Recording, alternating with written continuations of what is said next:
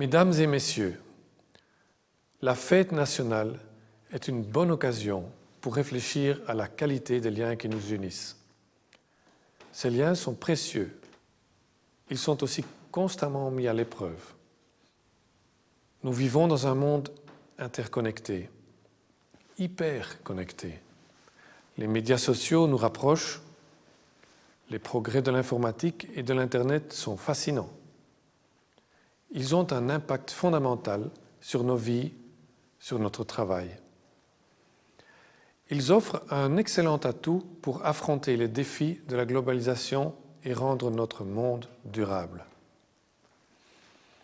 En effet, l'informatique nous permet de gérer de façon efficiente nos activités, nos soins de santé, nos modes de production et notre mobilité, tout en réduisant les coûts et l'impact sur l'environnement.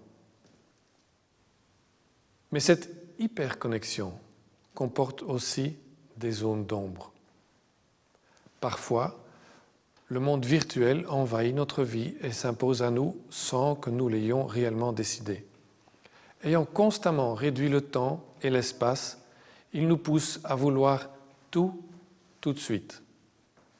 Cela peut aussi conduire à des relations superficielles qui ne laissent plus le temps au ciment humain de prendre et de construire durablement.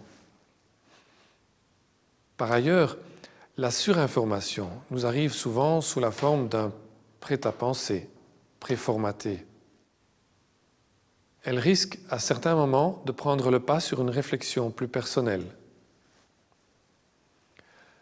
Plus que virtuelle ou immédiate, nous avons besoin de relations réelles et profondes.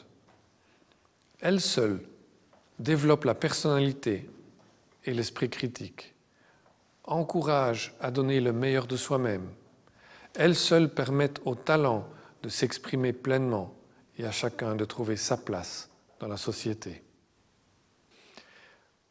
Au cours de nos déplacements dans le pays, la Reine et moi avons rencontré de nombreuses personnes qui investissent quotidiennement dans ce capital social et humain.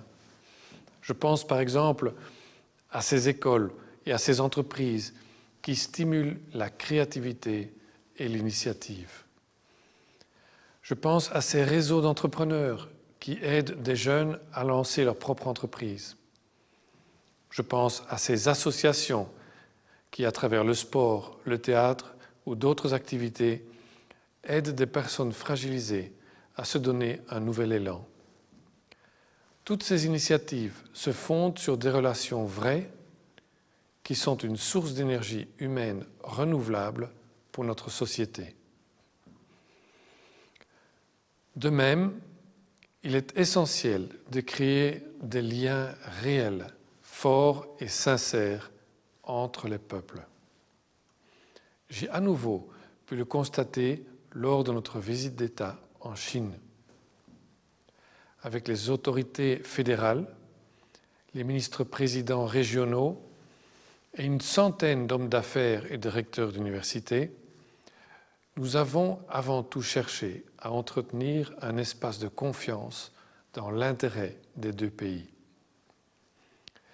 Les liens avec la Chine engagent l'avenir. Aux portes de l'Europe se déroulent des drames qui ne peuvent nous laisser indifférents.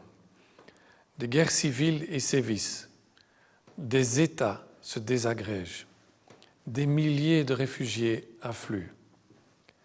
Il est illusoire de penser que nous pouvons nous en isoler.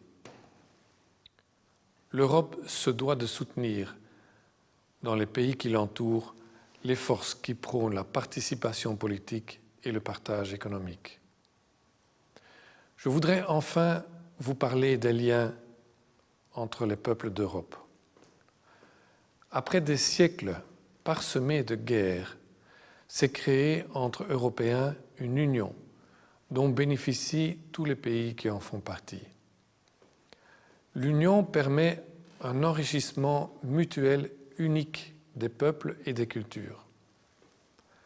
Nous réalisons cette unité grâce à une foi commune dans l'être humain et dans la plus-value qui naît de la mise en commun de nos talents. Quand le projet européen traverse une période difficile, comme c'est le cas aujourd'hui,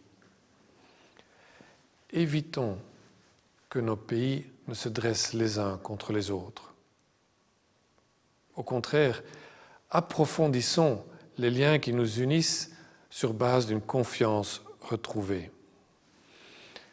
Mesdames et messieurs, que ce soit pour nous-mêmes, comme citoyens de notre pays, de l'Europe ou du monde, oui, nous sommes en mesure de faire la différence en créant et en nourrissant des liens profonds, solides et durables. Ils sont le ciment de notre civilisation, de notre sécurité et de notre avenir. La reine et moi, et toute notre famille, vous souhaitons une belle fête nationale.